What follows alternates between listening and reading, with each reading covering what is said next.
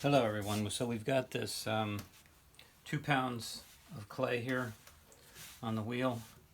Now before I even start anything, I want to just mention we're going to talk about cylinders today.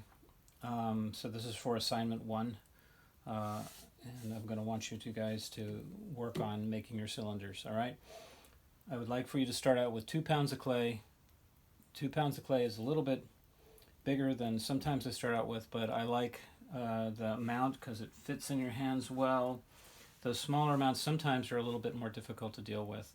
So I'm going to try out with 2 pounds. So when you put your piece down on the wheel head, just sort of plop it down so it gets stuck. Don't wet your wheel head, keep it dry. I'm going to turn on my wheel now. And before I even start to turn it with the motor, I'm just going to kind of turn it with my hands and pat it as I turn it. This is before I wet my hands or do anything like that. Just doing that. So I get the wheel, I get the piece kind of as centered as I can just by patting it down. Next I'm going to use my sponge, wet my sponge, come back here, wet the piece, get a little bit of speed on the wheel when you're centering. I'm going to push down first. The first motion is pushing downward. And I usually hold the sponge in my hand like this, and I'll use the butt of my hand here to push down, mostly with my right. So that's underneath. My left is on top. And I'm pushing from the side with my left to keep it from mushrooming over. So I'm just pushing down first to make sure it's on the wheel. Next, I'm going to kind of squeeze it up like that with my hand so that I create a kind of little ball at the top. And I'm going to bring that together. I'm just going to push my hands together and bring that little ball up to kind of a point like that. Next, I'm going to again cross my thumbs, hold the sponge, push down using this butt of the heel of my hand, and pushing down mostly with the right.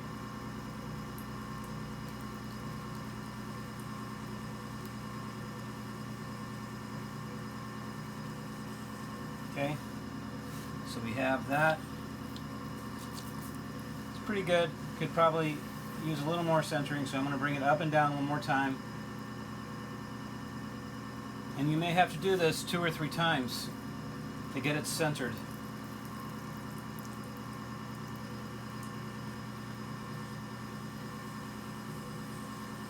Okay, so now it looks pretty centered. It's just even, doesn't look too wobbly. That's what you want to have. Next, I do what I call finding the center. I use the crook of my thumb there, right over the top, and I just make a little divot with my thumb, like that. So I have that little divot there, and I switch left hand underneath. I keep this thumb near the base so I can tell where the base is. And I'm going to drill with my fingers, and my right hand is just helping my left hand drill that hole. Okay? And I don't want to go all the way down to the wheel head. I want to leave maybe 3/8 of an inch or so, half an inch maybe, as I'm pushing down. That's where this thumb comes in handy. I can kind of helps me tell how thick that bottom is. Okay? And notice I want this hole to be pretty straight, maybe a slight angle, but I don't want it to be very angular. I don't want it to be a real wide angle. I want it to be more or less straight down. Once I get down to as far as I need to go, what I'm going to do is curl my fingers under like that to create a kind of ring of clay. So, and I'm pulling out the bottom. So when I do that, I want it to be kind of even. I don't want to push down with my finger. I just want to pull straight out. You may notice that there will be a little hump up in the middle when you do this, but you can go back. You're going to push that little hump down and go over it. Go over the base, the bottom of what's going to be your pot, back and forth a few times with a little bit of pressure to compress that bottom. That compression helps keep cracking from happening in the drying process, so that's important. Now what I've created here is this thicker here, it's a little bit thinner down here, so I have this kind of ring of clay. That's what I'm going to pull. So the next step is called pulling. I start all the way at the bottom with my thumb and fingers together. So my my fingers are situated like this. So my inner finger is a little bit taller, higher than my outside. And I'm going to squeeze and just start to bring that up.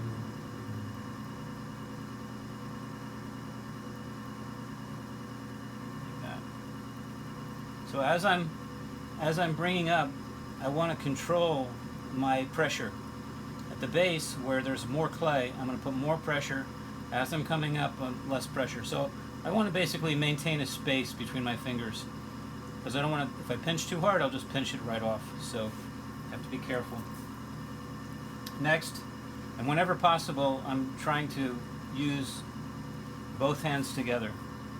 So next, I want to lubricate the piece. So I'm going to just wet it, let water go down the inside and the outside. And now I can't reach down there with my thumb, so I'm going to put my thumb on top here. I want to reach down with my inside finger all the way to the base. My outside finger here, same thing, all the way to the base. And it's the same principle. I'm keeping that relationship between my fingers the same and controlling my pressure as I come up. Okay. As I get up near the top edge, which we call the lip of the piece, I'm going to leave a little bit of thickness there. I don't want to pull all the way through. So right here it's a little bit thicker than just below. Now I've gotten more height out of it with that pull. One thing you want to be careful of is I want to get the water out of the bottom. I don't want a big pool of water forming at the bottom. I want to get that out, because that can cause cracking problems later if you let that water build up in there. So we're going to try and do one more pull now. Again, I'm going to wet both the inside and the outside by just holding my fingers here, dribbling the water down my hand, and it'll wet the inside and the outside. Again, I'm going to brace on my outside hand with my thumb, push out with my inner finger, get under it with my outer fingers, and bring it up.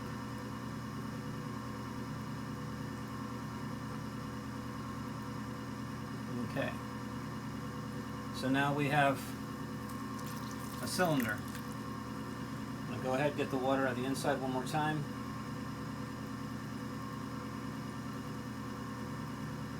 Okay, so now, at this point, what I want to do is take my wooden knife, okay? And what I'm going to do here is I'm going to hold it firmly. I like to hold it with both hands together. And I want to keep that blade against the body of the pot as I cut down. So what I'm trying to do is maintain this line straight down. So I'm just going to do it like that. All the way down to the wheel head. Clear off your piece. Now I'm going to undercut it like this. Okay? I can stop my wheel. Just cut it. I'm going to remove this. Now I want to hold on to this. This is still good clay. I don't want to just throw it away. And I'll put it in a little pile next to my wheel. Start up my wheel again. Down here, I'm just going to come under here, do a little undercut. That little angle will help me when I go to cut it off with my wire. It'll also help give it some visual lift. I'm going to use my rib now. I use this rubber rib a lot, and I want to go in with my inside hand. I'm just going to use the side of my hand here and just push it against the rib from the inside. Okay. Get off some of the scummy stuff that's on the outside.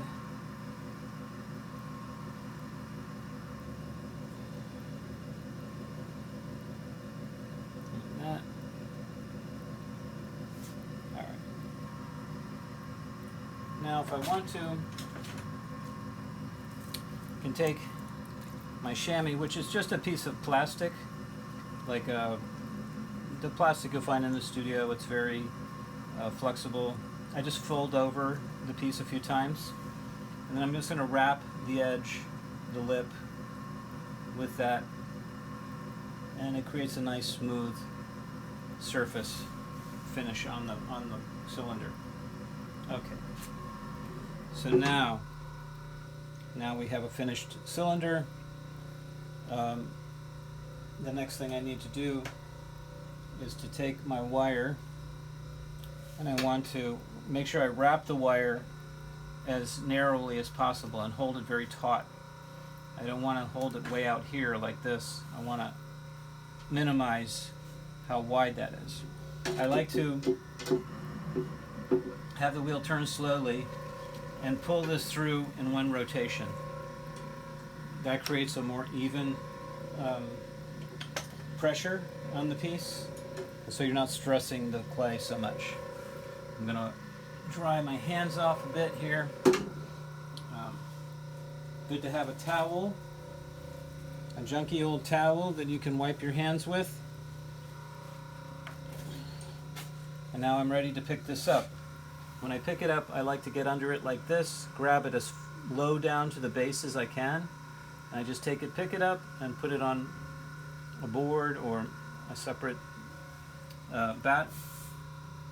Now I'm going to show you what this looks like on the inside. So I'm going to cut this open. Let's see. Okay. So you can see what it looks like on the inside. So you can see the wall thickness is pretty even. The base is thicker, so I can go back and cut a foot on my piece later after it's leather hard. But that's what you want to get to with your 2 pounds. This is probably about 6 inches tall, but you're going to need to make your cylinder taller than it is wide. That's the main goal. And in the assignment, I'll have a height that I ideally would like for you to get the cylinders to be. Okay? So that's it for assignment 1. Thank you so much.